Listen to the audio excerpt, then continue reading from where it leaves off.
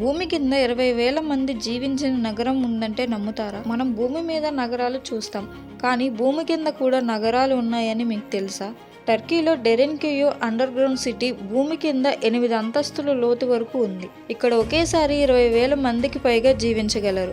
ఇందులో ఇల్లు, దేవాలయాలు, పాఠశాలలు, నీటి బావులు అన్నీ ఉన్నాయి. అంత అద్భుతంగా వేల సంవత్సరాల క్రితమే ఎలా నిర్మించారు? ఎందుకు భూమి కింద జీవించాల్సి వచ్చింది? యుద్ధాల కోసమా, లేదా ఏదైనా భారీ ప్రమాదం నుంచి తప్పించుకోవడానికా?